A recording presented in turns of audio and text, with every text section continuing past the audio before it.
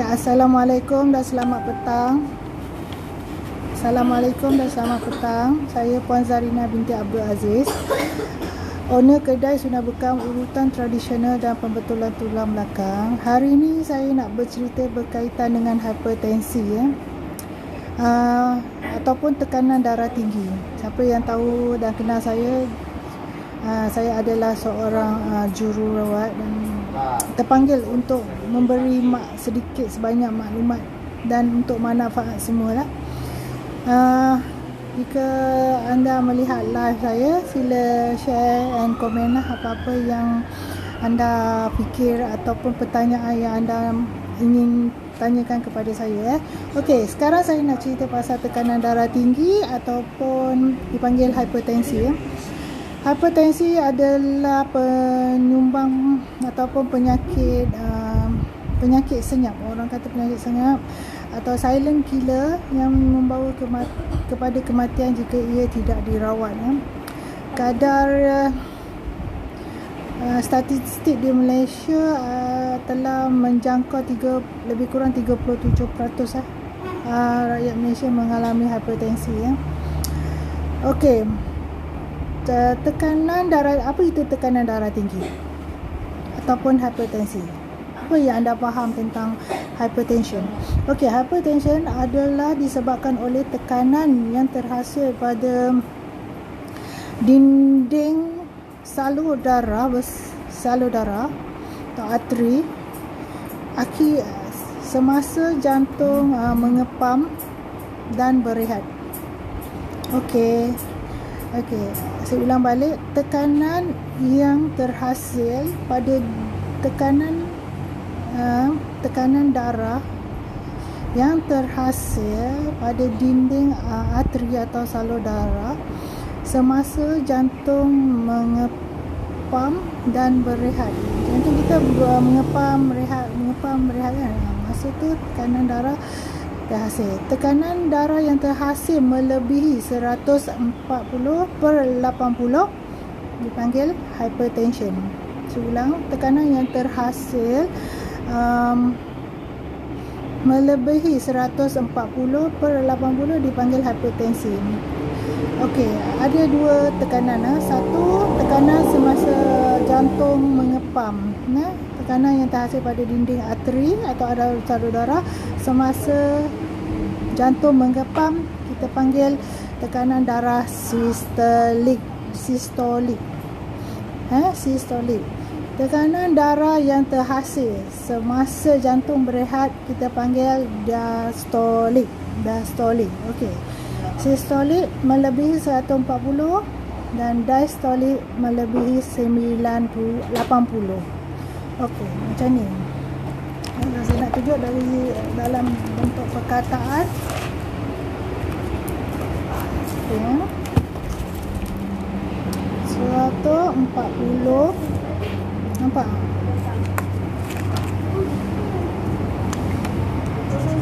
Okey, saya pakai marker lah saya nampak. 140 per 80. Ni dikatakan darah tinggi, hypertension. Ni tekanan sistolik. Ni diastolik.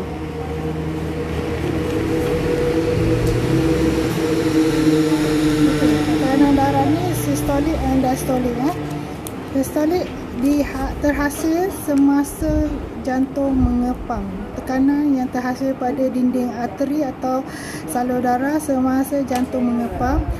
Diastolik, tekanan darah yang terhasil semasa jantung berehat, dipanggil diastolik. Kadar dia 140/80. Okey, untuk orang dewasa, adult, tekanan normal adalah 120/80. Dapat 120/80. Betul. Dapat dia. Tapi kalau ikut range 100 hingga 120/60 hingga 80 adalah normal. Okey. Faham sekarang apa itu darah tinggi? Okey, apa penyebab darah tinggi? Kita nak tahu apa penyebab darah tinggi. Apa penyebab darah tinggi? Okey. Penyebab kesan sebab-sebab yang betul-betul sebenar tidak dapat diketahui, tapi faktor risiko hypertension atau tekanan darah tinggi bolehlah dicirikan. Faktor risiko hypertension atau darah tinggi disebabkan oleh cara hidup yang tidak aktif. Kita tidak rajin, kita tak aktif, kita tak cergas. Faktor umur juga yang melebihi 35 tahun. Lepas tu obesiti, kegemukan, paras kolesterol yang tinggi. Siapa yang ada paras kolesterol yang tinggi, jaga-jagalah. Lepas tu sejarah keluarga, ibu bapa mereka ada darah tinggi. Lepas tu pengambilan alkohol lah, lepas tu merokok lah, lepas tu mengambil kandungan garam yang tinggi dalam makanan pun boleh menyebabkan hipertensi. Okey. Apa ulang? Saya kata cara hidup yang tidak sihat, faktor umur yang lebih 35 tahun, merokok, kegemukan, paras kolesterol yang tinggi, apa tu sejarah keluarga yang terdekat lah. Maksudnya mak bapak dia ada darah tinggi, lepas tu dia mengambil alkohol ataupun mengambil kandungan garam dalam makanan yang tinggi. Okey. Selain daripada itu, 10% darah tinggi disebabkan oleh penyakit sekunder. Penyakit sekunder seperti penyakit buah pinggang, penyakit kencing manis, penyakit yang melibatkan pembuluh darah.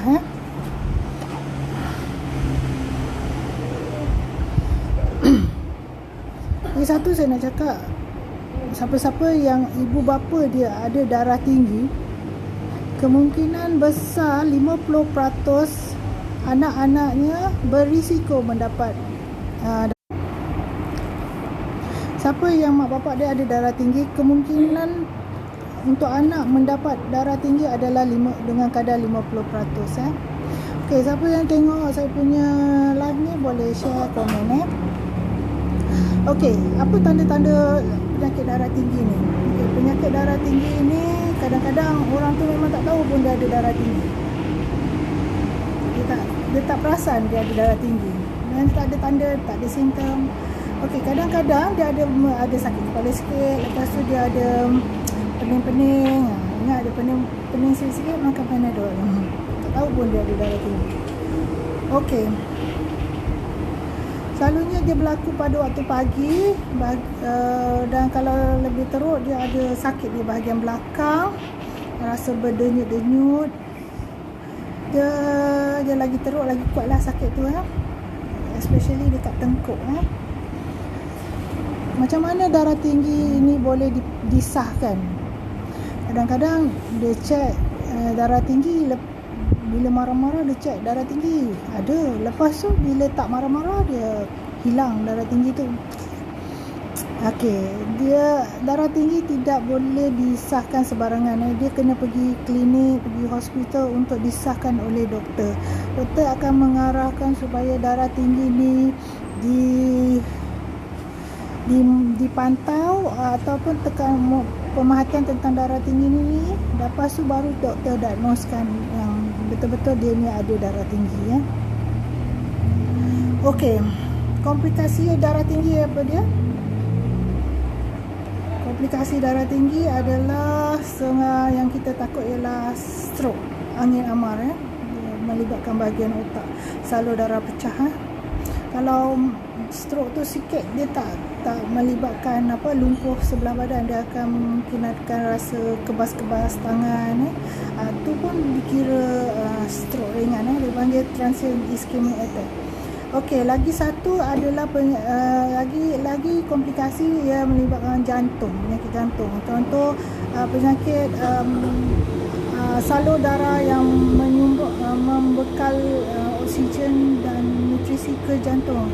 Salur darah yang membekal oksigen dan nutrisi di jantung adalah arteri coronary itu. Dipanggil arteri coronary ini yang bermasalah. Bila darah tinggi berlaku penyempitan di bahagian arteri coronary ini, dipanggil coronary heart disease, penyakit jantung coronary. Lepas tu dia akan pergi kepada kegagalan jantung, atau lama kelamaan jantung akan jadi bengkak sebab sentiasa mengepam dengan kadar tekanan yang tinggi. Mata juga akan jadi masalah. Pendarahan dan kerosakan pada mata dipanggil hipertensive retinopathy. Lepas tu buah pinggang pun akan mengalami kegagalan dengan ditunjukkan dengan creatinine yang tinggi, proteinuria. Okey, siapa yang baru masuk live saya ni boleh share. Okey, apa yang kita boleh lakukan apabila kita telah disahkan mengalami hypertension? Ialah kalau kita suruh kawal gaya hidup atau makanan, doktor kata tak payahlah makan ubat dulu, kontrol dulu darah tinggi tu. Okey, apa yang kita boleh buat adalah kita kena ubah cara hidup kita. Memang 100% kena ubah. Cara dia kurangkan stres, amalkan pemakanan yang sihat, kurangkan garam dalam makanan, melakukan senaman secara teratur dan berkala. Lepas tu atasi stres kita. Stres adalah penyumbang besar juga untuk darah tinggi. Atasi stres atau tekanan kita dengan cara yang berkesan. Salah satu tempat kerja juga menyumbang. Tempat kerja kita pun menyumbang kepada stres dan akhirnya akan mendapat darah tinggi. Cuba berbincang dengan ketua cara yang terbaik untuk mengurangkan tekanan di tempat kerja. Okey, berhenti merokok memang kena berhenti merokok. Okey, lepas tu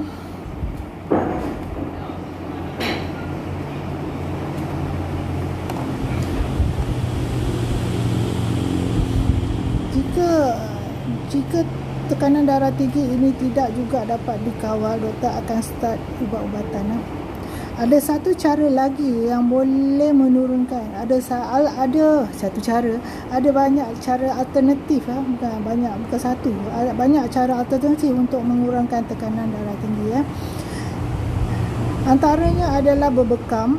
Berbekam memang berefektif untuk mengurangkan darah tinggi dan mengeluarkan kolesterol juga. Lepas tu minyak kelapa darah. Minum minyak kelapa darah boleh mengurangkan darah tinggi. Okey, di sini saya nak ceritakan kedai Sunnah Bekam Urutan Tradisional ada menjual minyak kelapa darah extra virgin coconut oil. Dengan harga RM28.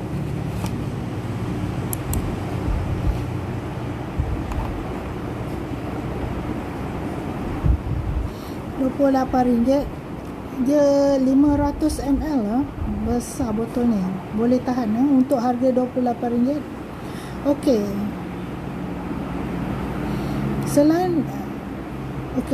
Jika anda ingin cara alternatif mengurangkan darah tinggi ataupun sebagai langkah pencegahan, saya syorkan anda ambil minyak kelapa darah. Minyak kelapa darah ni kena ambil secara konsisten, bukan hari ni minum besok baik, tak. Ada ambil masa. Okey, anda perlu minum 1 sudu besar pagi dan 1 sudu besar malam. Okey, apa yang kesan yang boleh didapati dan apa yang boleh bila anda mengambil minyak kelapa darah ni, ia membantu meningkatkan metabolisme badan dan menurunkan berat badan. Okey, kan saya cakap tadi antara sebab darah tinggi adalah kegemukan. Bila badan berat badan menurun, risiko untuk darah tinggi akan berkurang. Okey, dia juga mengurangkan radangan dalaman badan, dia mengurangkan sakit jantung, dia menstabilkan paras kolesterol, kelapa darah ni, dan secara tak langsung dia akan menurunkan tekanan darah tinggi, dia memudahkan proses bersalin, dia secara tak langsung dia membantu tekstur kulit kita supaya lebih lembut dan halus. Selain daripada kita minum, kita boleh sapu kulit kita sebagai lotion, rambut, membantu melebatkan rambut. Okey, dia juga membantu melambatkan proses penuaan dan kedutan kulit. Okey, untuk pesakit autism dan Alzheimer pun bagus. Untuk gastric ulcer pun boleh. Lepas tu dia meningkatkan fungsi otak, menstabilkan kadar gula dalam darah untuk penyakit kencing manis. Dia membantu mengurangkan selera makan yang keterlaluan. Bila kita terlalu berselera, badan kita akan berat, badan kita akan naik. Dia juga antara salah satu tindakan dia adalah sebagai antimikrob, antibakteria, antimikrob, antiviral. Zaman-zaman COVID ni, kalau kita minum sebagai suplemen untuk menguatkan badan, membantu sistem pembahadaman dan penyerapan, dia melawaskan pembuangan air besar juga, dia membantu merawat penyakit kanser, menguatkan tulang, menguatkan gigi, membantu kesihatan mulut. Banyak.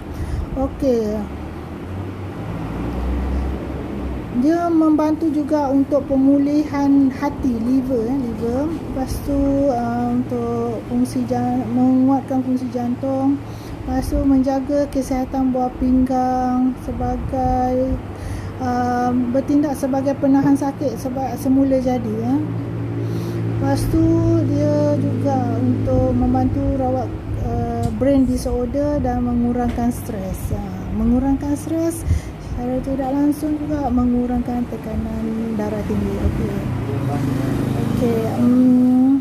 Jika ingin mendapatkan minyak kelapa darah ni, boleh dapatkan di kedai sudah bekam urutan tradisional dan pembetulan tulang belakang. Boleh hubungi 012 900 7801. Itu saja. Assalamualaikum.